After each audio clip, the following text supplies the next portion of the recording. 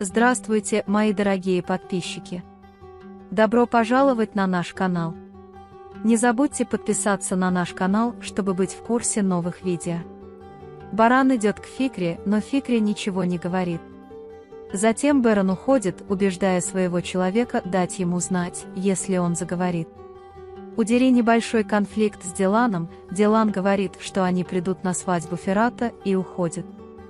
Феррат снова приходит к своему дяде. Господин Кудрец советует: сохраняйте спокойствие, вода течет и найдет свой путь. Затем он звонит Барану и спрашивает, разговаривали ли вы с Фикри. Баран Фикри до сих пор не осознал серьезности ситуации, говорит, что возвращается в особняк и вешает трубку. Госпожа Азади дарит Дерье свадебный подарок в виде комплекта ожерелья. Тогда он советует Дерье, говоря, что мы не объединимся против внешнего мира, мы коробей. Хасан также говорит себе в углу, что для Феррата очень логично жениться на Дерье и что Баран станет слабее, когда мы станем сильнее. Пока Дилан кормит кошку в саду, приходит Бэрон. Затем он замечает рану на руке Барана и хочет ее перевязать. Когда Севри спрашивает, почему нет детской фотографии Дилана, Ханифе бледнеет и дает уклончивые ответы. Фикри сказал Барану, что его держала женщина, и Баран думает об этом, ожидая, пока Дилан принесет одежду. Пока Дилан перевязывает руку Барана, когда Бэрон говорит, что это был небольшой несчастный случай, Дилан спрашивает: «Не делай этого, мы оба знаем, что это был не несчастный случай, кого ты ударил». Затем Бэрон говорит: «Мы нашли человека, который в тебя стрелял». Дилан спрашивает: «Ты отдашь его полиции, верно?» Баран говорит, что человек – пешка, я не отпущу его, пока не выясню, кто настоящий виновник. Дерья думает о том, что она сделала с Диланом, а затем о том, что она сделала с Гулем, чтобы войти в этот особняк. Она разговаривает с Айн и улыбается, говоря: «Я раздавила всех, кто шел передо мной. Мне не составило никакого труда войти в этот особняк. Я скоро стану невестой Коробеев». Керем приезжает на свадьбу и сообщает Барану, что я оставил в твоем кабинете важный файл, который мы ждали из-за границы. Тем временем человек Барана звонит и сообщает, что поговорит с Фикри, и Баран хочет немедленно уйти. Когда Дилан бежит за ним и настаивает, он берет его с собой. Севри все еще искала детскую фотографию Дилана, и когда Джевдет спрашивает, что случилось, он говорит, почему нет детской фотографии Дилана. Когда Джевдет объясняет, что мы в то время убегали и оставили Дилана моей бабушке, Дилану было 4 года, когда мы забрали его обратно, убеждает Севри. Сабиха постоянно плакала и расстраивалась. Приходят Бэрон и Дилан, и когда Дилан хочет пойти с Бараном, Баран не позволяет этого и говорит, что тебе придется подождать в машине. Он говорит: «Я видел женщину, идея которой меня зацепила, но имени ее не знаю». Когда Баран Фикри говорит это, он хватает его за воротник и говорит: «Давай проверим, насколько сильна у тебя память». Дерья и Феррат идут к свадебному столу. Роуз наблюдает за ними издалека, со слезами на глазах. Севри и Джевдет планируют комнаты для своих малышей. Баран очень злится, берет Фикри и приводит ее в дом Сабихи. Дилан боится, что если его застрелила не Сабиха, он еще больше рассердится на Барана. Бэрон спрашивает Дилана: «Знаешь ли ты, что ты сказал мне, что Сабиха сделала много вещей, которые нельзя простить?» Когда Дилан говорит, что ничего не знает, он хватает Фикри за шею и уводит его, говоря, что есть способ научиться, давайте учиться вместе. Пока идет свадьба, Феррат замечает, что Гуль плачет в углу. Когда свадебный чиновник спрашивает Феррата, Феррат молчит, а Гуль думает, что да, и эта книга будет закрыта навсегда, как будто этого никогда не было. Баран бросает Фикри к ногам Сабихи и говорит, что Фикри была не той женщиной, которая меня держала, а молодой высокой брюнеткой. Сабиха говорит, что очевидно, что проблема не во мне. Когда Бэрон собирался забрать Фикри и посадить его обратно в машину, ему пришло в голову, что это могла сделать Дери, и показал Фикри свою фотографию. Когда Ферат остался без ответа, все посмотрели на него с удивлением. В следующий раз, когда офицер спрашивает господина Ферата, каков ваш ответ, Ферат говорит «нет», и глаза Дерии наполняются слезами.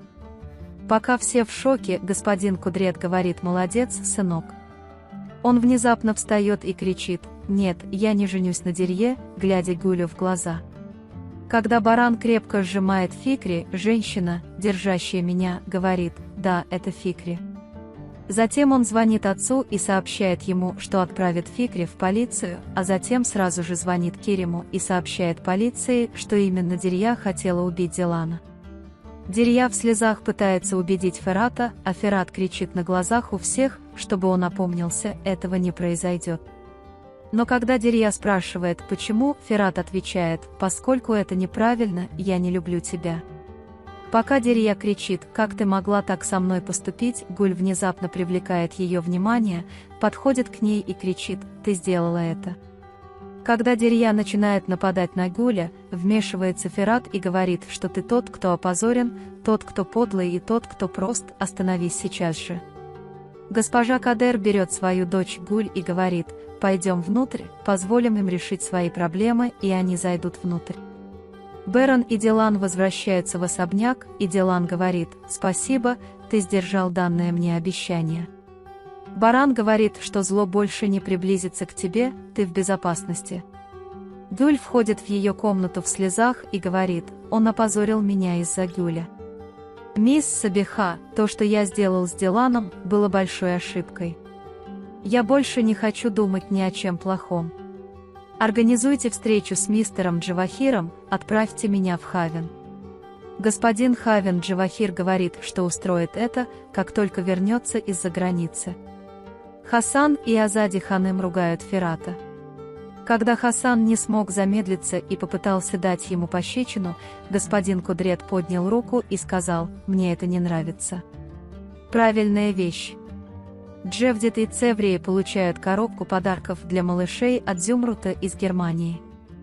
Ферат говорит Джихану, не встречайся с тем, кто тебе не нравится. Ферат говорит, что я чуть не покончил с собой, буквально дышал ядом. Пока Дерья сердито собирает вещи в комнате, к ней подходит Керем и спрашивает, в порядке ли она. Потом говорит, я принесу кое-какие документы из кабинета, собирайся, встретимся внизу, и уходит. По дороге Дилан разговаривает с Бараном и говорит, что Ферат принял правильное решение. Керем звонит Барану и сообщает ему, что Дерья собирается уходить, я ее занят. Баран говорит, не двигайся без моего ведома, кладет трубку и ускоряется. Пока господин Сейд и госпожа Ханифе говорят о Дилане, Севрий слышит, как госпожа Ханифе говорит, я не выбирала одного из своих детей, я оставила их голодными. Дерья слышит, как Керем Баран говорит по телефону, хорошо, я в кабинете, я займу Дерью, пока не приедет полиция, когда Дерья входит в комнату. Когда Ферат видит Гуль, он зовет ее вслед и говорит, я встал из-за этого стола, потому что люблю тебя. Гуль говорит, ты не должна была этого делать, я не просила тебя о таком. Ферат говорит, но я сделал это, я люблю тебя, даже несмотря на то, что ты взял этот чек, меня не волнует остальное, меня это не волнует, и Гуль уходит со слезами на глазах. Когда Керем запирает Дерью в своем кабинете и говорит, что теперь ты будешь наказан за содеянное, Дерья мрачнеет и направляет нож-конверт на Керема. Пока Берон идет в комнату Дерьи, Дилан отправляет ее в кабинет. В поисках Баран Дерья Дилан видит Дерью с кровью на руках. Когда она входит в кабинет, она находит Керема, залитого кровью на полу, и кричит «Бараан». Берон думает, что с Диланом что-то случилось, бежит к нему и видит на земле окровавленного Керема. Дилан говорит, что Дерья ударила Керема ножом. Вы можете поделиться своим ценным мнением в разделе комментариев. Не забудьте подписаться и включить уведомления, чтобы видеть больше видео. Увидимся в следующем видео. Береги себя. До свидания.